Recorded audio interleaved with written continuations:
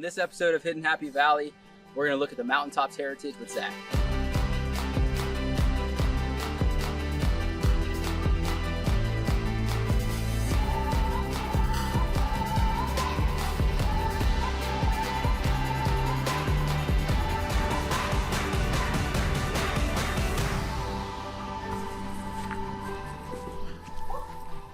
Hey Zach. How's it going, guys? Zach? Good. Nice to meet both of Good you. to see you. Looking forward to looking around, so appreciate your time. Zach, can you tell us about the David House and how it became the Heritage Museum? This house was built by Lehigh Valley Coal Company, who controlled a lot of properties and lands up here. And eventually it was bought by Vivian David's, I believe, her father. And he actually bought the home. He was a telegraph operator for Lehigh Valley at one point. And he bought the house and he started his own coal company. And she lived here. This was her homestead. And eventually she made a deal with a gentleman up here by the name of Bill Hall, who started the museum through the Lions Club at one point.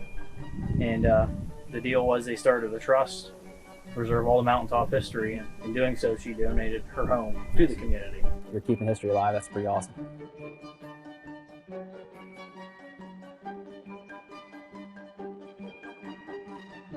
What's this here? So they have their vertical heights, Mm-hmm. and it's their minutes and everything. I think it's how they determine what graduation they follow. Because then they had horizontal corrections, and it's glued onto a shingle. Wow. I found that in my past That's basement, awesome. along with all these maps. Right. That's awesome. You kept them and now you have them. Carrying on Yeah. the legacy. So I see you have a map of Slovakia here. Yeah. That's cool. So a lot of the, In honor of our your heritage. A lot of folks come from this area. Ended up working here, living here. This is all hand drawn on blueprint paper, so it's lucky it's even here today. Right. Now this is actually a different draftsman than later maps. 1892. Coal Tipple Snowshoe Division. Then you can see there's a kid in there. He's not very old. Yeah, wow. Yeah, he's got his lamp on. Got your mine mule. That is a small hole. Yeah, just big enough for the mule to stand up. Water reacts with the carbide. It makes a flammable gas that burns filthy.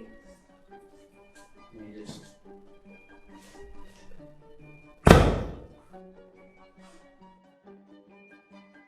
Tell us about this lamp.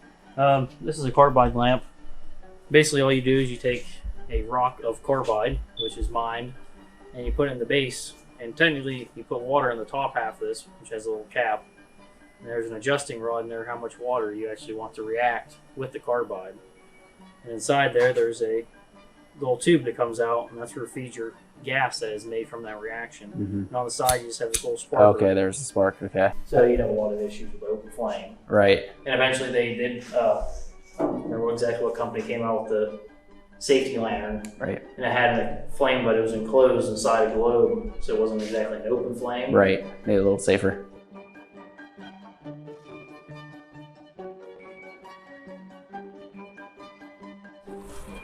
In an article I read in Snowshoe Times, I think it was 1912, Pennsylvania Railroad inspector who was in charge of inspecting all rail lines in the state.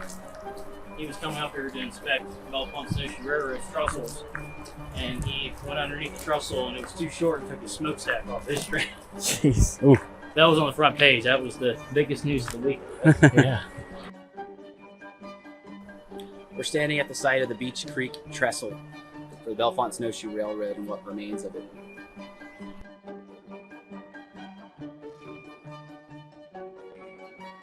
Oh, it's really hard to tell now. We're Interstate 80, and they built a base for it. There's Yeah. actually a rock arch bridge that crossed Beach Creek. Oh, And nice. When they put the interstate in. They took that out. Because then, like I said, 144 shifted this way a lot farther than they had to cut sections out. Yeah. Probably made it shorter, but Right. Not the original, for sure. no. Yeah. History lost to progress. Yeah. So people came along, they took whatever they could find. They got it. Yeah. And when they tore this one down, I do believe they scrapped this trestle. Yeah. Oh yeah, the iron. Yeah. Path of least resistance for a lot of, unfortunately, is the fate of a lot of history. And that was built in 1858, 59 era. Yeah. And you'll see on the one we're walking to, the left side of it's falling down and this side's falling down. So my guess is when the trestle collapsed, it pulled Some of that off. Yeah. You said this is the embankment. Yeah. Yeah. We'll go down here to the other one, and the footers are still left. Okay. Where they would have built the wood up from. Okay. Yeah. That's what this one was here. No one's putting new trestle in here. No, not anytime soon. I don't think. Wow. I know at first they just were hauling coal and stuff like that, but then so that's pretty early for passengers too. That's Oh yeah. yeah. That article that's in 1879. That was this area was really common for like sightseeing. Yeah. Recreation. Yeah. Yeah.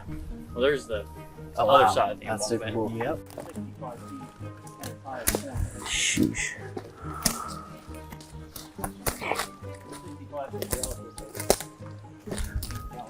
Train car. And It'd be way up over it, yeah.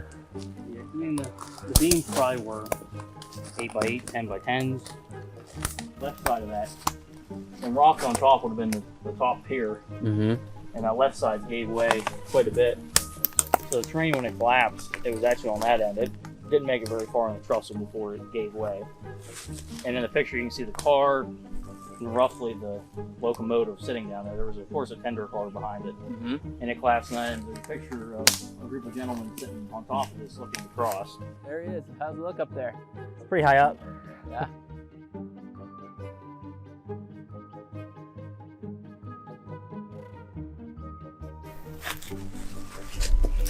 Yeah, well, what'd you find? This is iron. Fairly old looking one too. How the holes Yeah. are the same, Yeah, true. and how That's custom. the more modern ones handmade. have the ridge in the center to make them more rigid. It's an old one. So that's Wow. an oldie. It's for the museum. So during the day, miners they'd be digging for Lehigh Valley, Berwyn and White, or another company. Clarence Gold Company was another one. And to heat their homes at night, they would go and dig their own mines, their personal ones. They weren't near as large as a full-scale mine, and they would scab off the property they were working for, Lehigh Valley or Berwyn and White, or they'd find somewhere else. Did those companies care about bootleg mines? I've never really heard of reported, repercussions of what they did, but I imagine they weren't happy about it. But in such small quantities, to them, that was nothing. We still had a tipple up until a couple years ago, and the state deemed it unsafe, so they bulldozed it out. The tipple's it was a wooden structure, half dirt, half wood, and it'd have tracks in it. And they'd take their coal cars out and dump them into a rail car that was parked underneath. It's kind of like a dock on a lake, say, but a lot of room underneath to pull cars through and fill them up. If you'd walk straight back here, there's probably an embankment that's 30, 40 feet tall. Probably most miners too, they would have a farm, of course. So this was probably the farmhouse, and then they mined in the surrounding areas. Cool. You'll find a lot what we call bony, which is coal that doesn't burn. Okay. It smolders more than it does burn, and it doesn't burn properly. It has a lot of shale content in it. In a lot of places, they would build with it and make things out of it.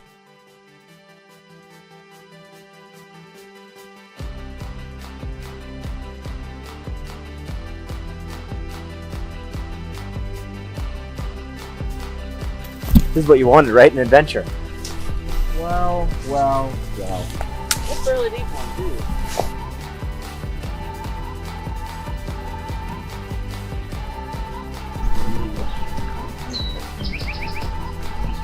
Recently they tore this out. This is Fairly recent. 4 or 5 years ago. Oh, very recent. Oh. And originally it came out square, and it came out there pretty far, probably where that pine tree is. And there was just logs sticking out after that. Mm-hmm. And it was the shale front, because they built the frame and they buried dirt in the middle. Mm-hmm. And it was here for a long time. I don't remember what year it was built. How far out did it go? It would have went on the other side of the track. All the way over to the other side Yeah. and then just stop. Yeah, not very far. Yeah. Which, in reality, was probably Pretty 60, far. 70 feet. It was all enclosed the whole way out. This section probably just been flat. And as it narrows, they would actually have railroad ties, and that's what their rails would sit on. Okay. Then usually when they dug out like this, loose stuff that was on top, they probably just bring it all down in so they don't have to use more lumber to get in. And so if the seam was 2 foot tall, that shaft might only be 2 foot tall. Okay.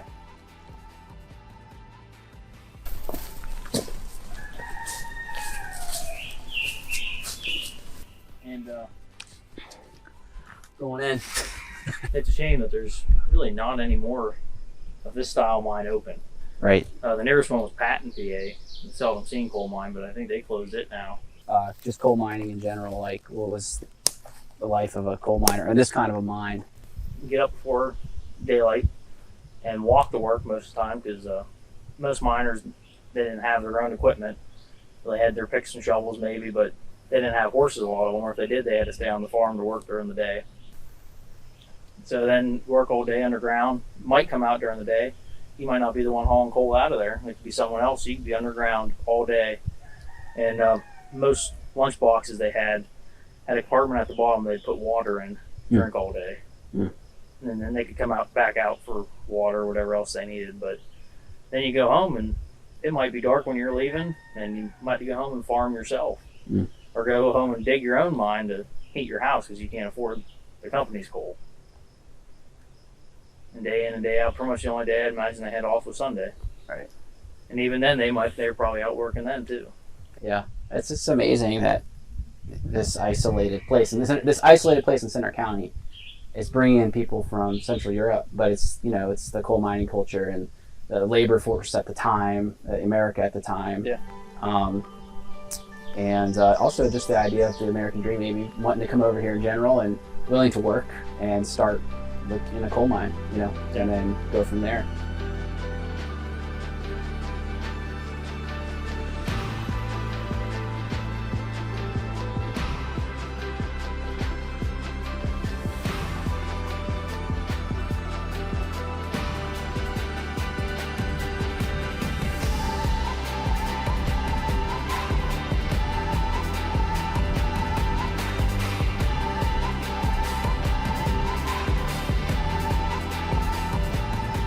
So Zach, why is preserving history so significant up here on the mountaintop?